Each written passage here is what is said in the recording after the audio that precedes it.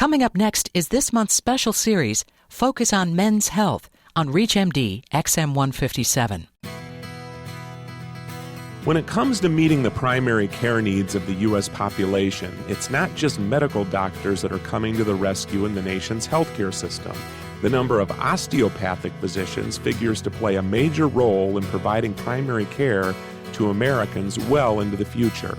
Welcome to the Clinicians Roundtable on ReachMD XM Channel 157, the channel for medical professionals. I'm Bruce Japsen, the healthcare reporter for the Chicago Tribune, and with me today is John Crosby. He's the executive director of the American Osteopathic Association.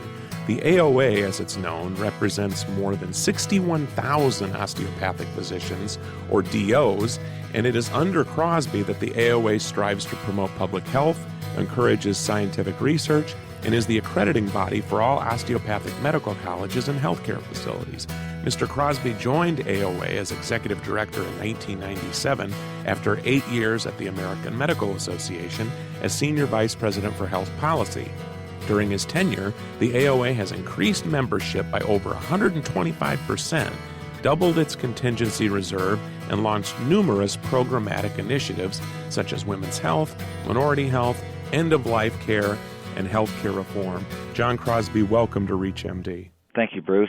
Pleasure to be here. Well, so the number of osteopaths are on the rise, and we know this is a healthcare reform year, and you're going to tell us a little bit about the importance of the osteopathic physician and how they are taking on an increasing role in the nation's healthcare system.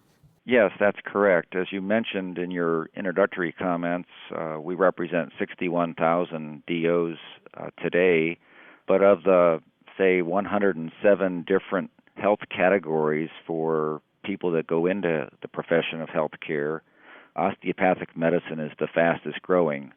Our own workforce projections, if you want to call it that, call for us to be up at around 100 to 105,000 DOs by the year 2020.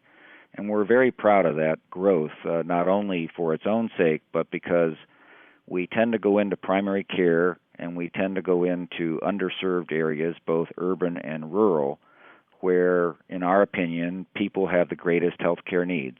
So yes, we're proud of this, and we think we are going to fit a very important niche in the new healthcare delivery system as it evolves and as Congress or the new presidential administration may reform it. And if you could tell our listeners, what is an osteopathic physician? And also, a lot of people probably don't realize that they make up about 20% of U.S. family physicians.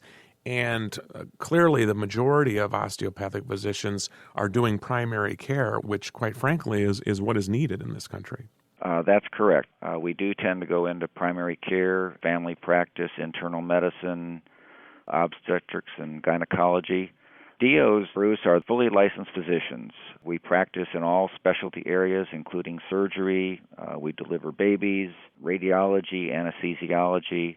Like MDs, we go to school for 4 years and then do an internship and residency training program before we're licensed by a state authority. So in that sense, we are very much equivalent to MDs in the United States. And quite frankly, we work right alongside them in hospitals, in clinics, and in all facets of medicine.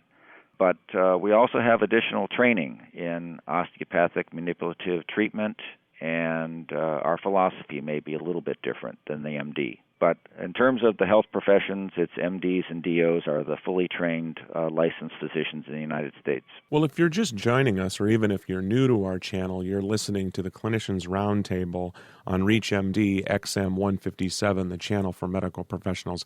I'm Bruce Japsen, the healthcare reporter for the Chicago Tribune, and with me today is John Crosby. He comes to us from Chicago, where he is the executive director of the American Osteopathic Association, and we're talking about the osteopathic physician's increasing role in the nation's healthcare system because this medical specialty is predominantly primary care, and you hear so much about the importance of primary care. And we were just talking about the education of the osteopathic physician. And Mr. Crosby, it's interesting because there have been actually some new osteopathic medical schools have opened in recent years, and perhaps you can tell us about that because they're probably opening at a faster rate than your traditional medical schools. That's correct. Right now, there are 25 osteopathic medical schools, and we actually are teaching in 28 total locations. About 1 in 5 of all medical students is attending an osteopathic medical school, and we've had some tremendous growth, 7.5% alone since 2003. One of the things that I think is unique about us and our profession, the new schools are being located in underserved areas for the most part. For example, the Pikeville College School of Osteopathic Medicine was established about 5 or 6 years ago in the heart of Appalachia. And since then, 2 or 3 other schools in that general region of Kentucky, Tennessee, West Virginia, Southern Ohio have all started osteopathic medical schools. We also have, just this past year, we opened up a new medical school in Harlem, in the heart of New York City, right there on 125th Street across from the Apollo Theater. And if you really want to get a charge out of life, visit that osteopathic medical school and see the students that we're attracting that have pledged to stay in the inner city and practice there and provide care.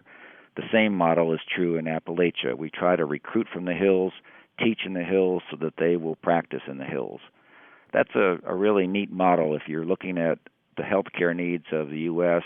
Let's not put a new medical school where everybody has great access to care and high-quality care. We need to put new schools like we are in central Washington, Yakima, Washington. There are 38 counties in the state of Washington. Only one, which serves the Seattle-Tacoma area, is considered to have adequate numbers of doctors and health professionals to care for the population. The other 37 counties in Washington don't have adequate care. So we're putting a new osteopathic medical school right in the heart of the state, and the reaction from the community and the population at large is really incredible. Given that these medical schools are going in underserved areas of the country, and you constantly hear from the traditional MDs out there that there are funding issues and, doctors don't want to go in certain areas, is there funding? Who funds the building of these medical schools in these areas, which quite frankly wouldn't normally have the money to fund a lot of things? Well, it varies from school to school. I would say, on the one hand, there are some programs like Ohio University and Michigan State are both state schools in their own higher education system.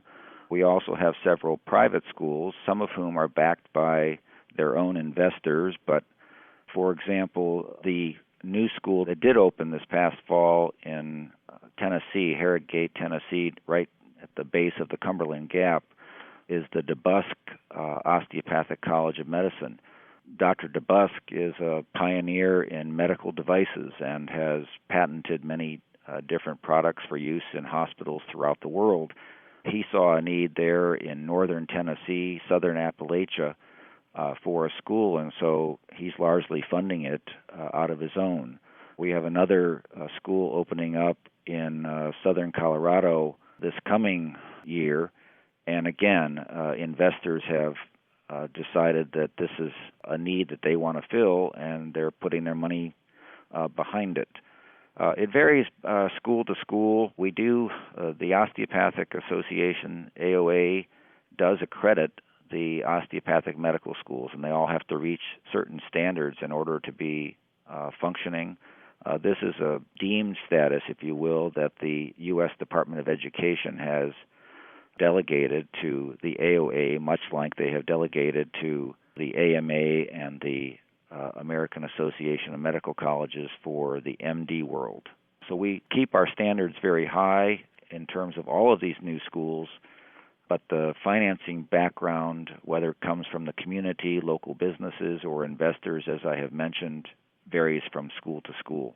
Well, that is also an interesting model when you consider that increasingly medicine is reliant on the federal government or the state government. And if you actually get private industry and private investors, given the employers have such a stake in the healthcare system, given that healthcare costs are on the rise, it really is interesting to see. It is, and quite frankly, the federal government Medicare and the Medicaid system, which they also oversee, from our perspective, seems to increasingly want to get out of financing medical education, particularly for interns and residents, and turn that over more to the private sector. We'll see if that model continues for much longer, but interesting phenomenon. Well, and if you could also tell us, how do you see this model evolving? I mean, do you see osteopaths getting perhaps benefits of some of the funding with healthcare reform and so forth, given that they are so focused on primary care? That, too, is an interesting concept because almost every expert that you talk to says that primary care should be at the center of our healthcare system, whether it's a family practitioner or an internist or an OB. You want that person at the center of our system. And yet the reimbursement levels that physicians get through Medicare and Medicaid is often skewed much more towards the highly trained specialist and subspecialist. So I do think there's an imbalance that over time should be corrected. We have had meetings with Medicare officials in Washington ourselves to encourage more support, perhaps a break in terms of scholarships and loans and forgiveness of debt if you go into primary care. You know, the average medical student today is graduating with over $200,000 in debt, and it takes a long time to pay that off if you are going into primary care. We think that we ought to turn that around and have greater incentives if you're going to go into family practice or if you're going into an underserved area. Perhaps there would be a faster loan forgiveness program set up that the federal government could help subsidize. Well, with that, I would like to thank John Crosby, who has been our guest. He is the executive director of the American Osteopathic Association, and we have been talking about how the osteopathic physician is taking on a greater role in the healthcare system. I'm Bruce Japsen with the Chicago Tribune. I've been your host. To listen to our on-demand library, visit us at reachmd.com, register with promo code RADIO, and receive 6 months free streaming for your home or office. If you have comments or suggestions, call us at 888-MD-XM157. That's XM157. And I would like to thank you today for listening. Listen all month as ReachMD XM157, the channel for medical professionals, presents a special series, Focus on Men's Health.